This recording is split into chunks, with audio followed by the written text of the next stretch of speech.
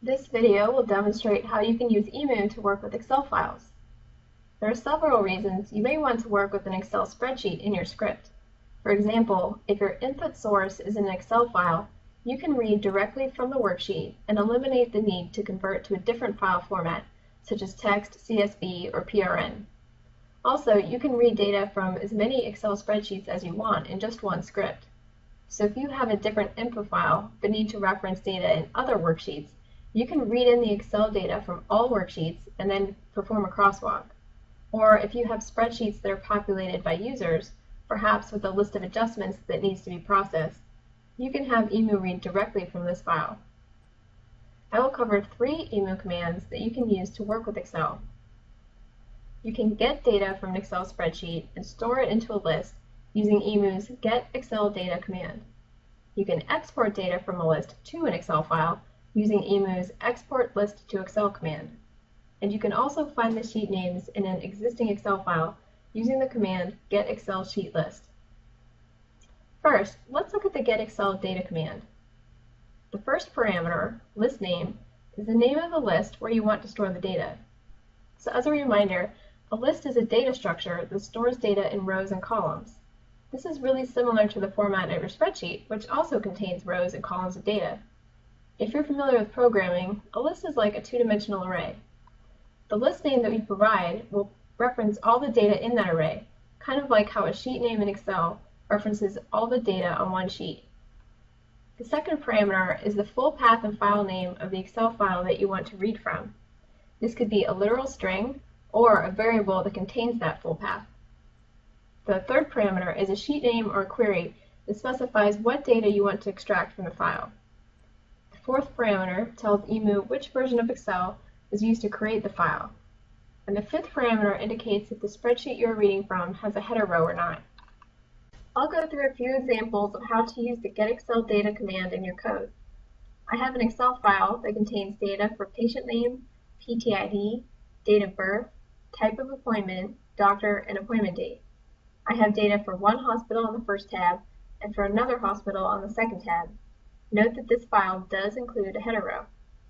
For the first example, I want to get all of the data from the second worksheet and save it into a list in EMUE called Hospital2. To do this, use the GetExcelData command. The first parameter is the list name, Hospital2. The second parameter is the path to the file. Here I'm going to use a literal string. For the query parameter, I'm going to get all the data from the second sheet by using the query select the wildcard from, and then the square bracket, asterisk worksheet2 and $, and then close that square bracket. Then this will always get the second sheet, no matter what the sheet name is. I'll show you how to specify a sheet name in the next example.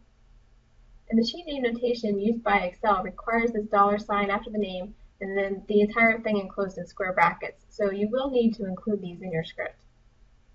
Next, I give it the version of Excel, which was Excel 2010 in my case. Since the worksheet does have a header, I will use the parameter with header so that EMUE knows to skip the first row of that sheet.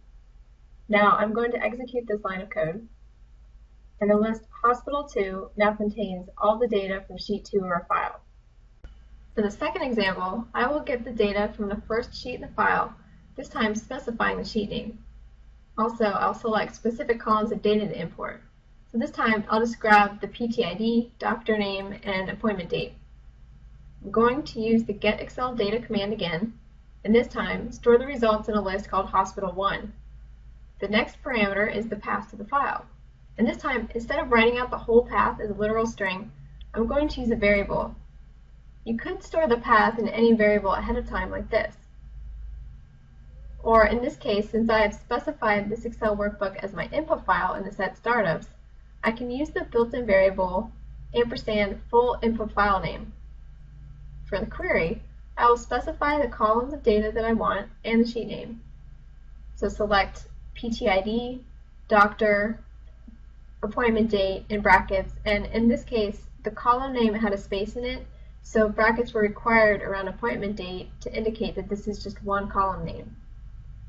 And continuing the query, the word from, and then Hospital1.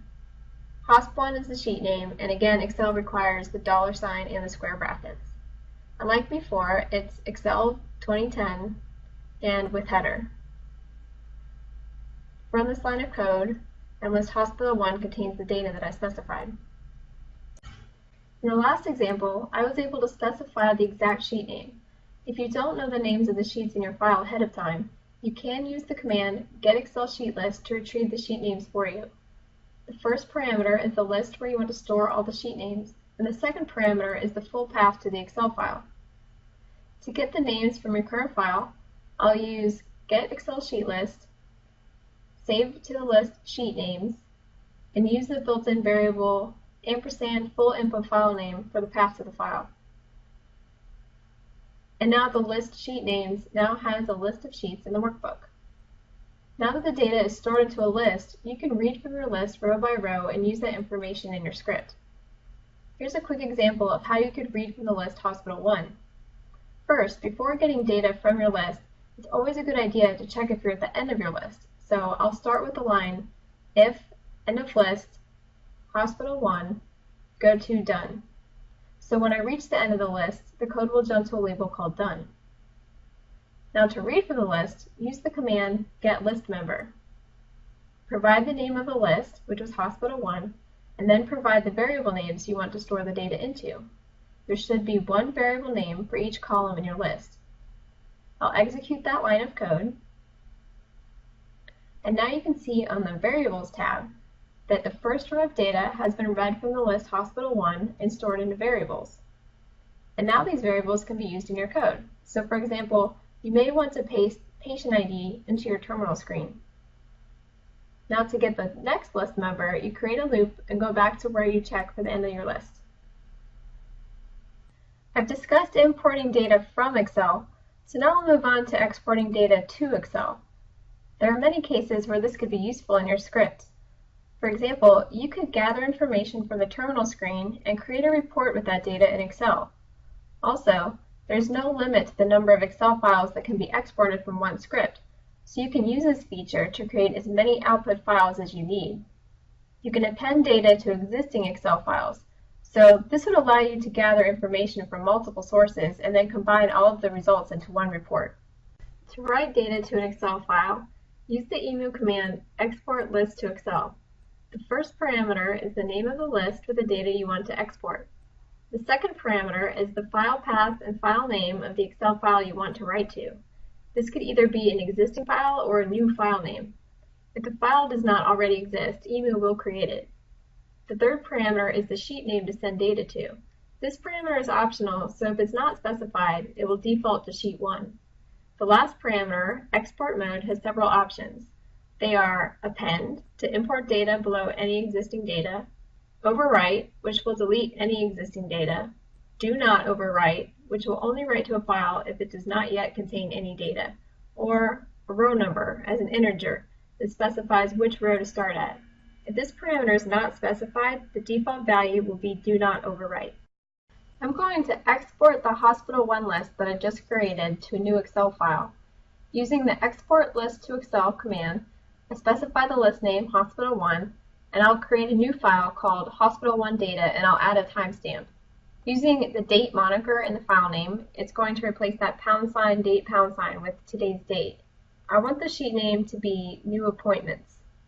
I'm not going to provide the last optional parameter, so it will default to Do Not Overwrite. I'll execute that one line of code. You can see that the file was created and the file name contains today's date. Now we'll go through how to append data to an existing sheet. I want to append the information for Hospital 2 to the sheet I just created for Hospital 1, so I can create a report with the data for all the hospitals. Use the ExportListToExcel command. The list name of the list I'm exporting is Hospital 2. And the file name and sheet name are the same as in the last example since I want to write to the same sheet. But this time I'll specify the export mode append. Now I'll run that line of code. You can see that the new data has been added below the existing data on that sheet. In this video, I've covered how to get data from an Excel file, how to get the sheet names from an existing workbook, and how to export a list to Excel. For more example scripts and videos explaining how to use other features in EMUE, please visit our website at www.databoundhealthcare.com.